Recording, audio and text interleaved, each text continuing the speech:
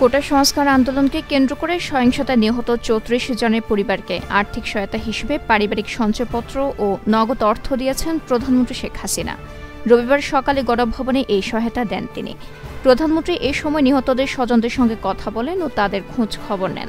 অনেকে প্রধানমন্ত্রীকে জড়িয়ে ধরে কান্নায় ভেঙে পড়েন।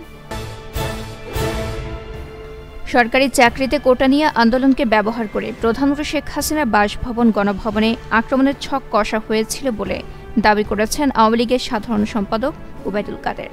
সংঘাতময় পরিস্থিতিতে ১৯ জুলাই রাতে কারফিউ জারি করার প্রেক্ষাপট বর্ণনা করে তিনি বলেছেন, ওই রাতে শ্রীলঙ্কান স্টাইলে গণভবন দখলের ষড়যন্ত্র ছিল।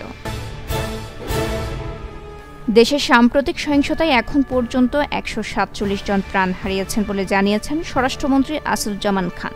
রবিবার সচিবালয়ে আনুষ্ঠানিকভাবে তথ্য জানান মন্ত্রী। এটি সরকারের পক্ষ থেকে প্রথমবার মৃত্যু নিয়ে কোনো সংখ্যা জানানো হলো। মন্ত্রী জানান, যারা মারা গেছেন তাদের মধ্যে শিক্ষার্থী, আওয়ামী লীগ, ছাত্রলীগ ও পুলিশ সদস্য রয়েছেন।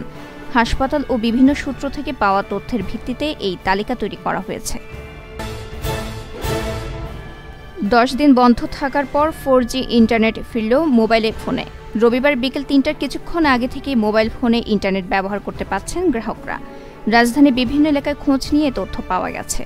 মোবাইলে ইন্টারনেট ফিরলেও এই ডাটা দিয়ে ইউটিউব ও হোয়াটসঅ্যাপ ব্যবহার করতে পারছেন না গ্রাহকরা। আর ফেসবুক ও টিকটক বন্ধ রেখেছে বিটিআরসি। সরকারি চাকরিতে কোটা সংস্কারের দাবিতে শিক্ষার্থীদের কমপ্লিট শাটডাউন কর্মসূচির ফলে দেশের অর্থনীতিতে $10 বিলিয়ন ক্ষতি হয়েছে। বাংলাদেশি মুদ্রায় যার পরিমাণ প্রায় ১,১৮,০০০ কোটি টাকা।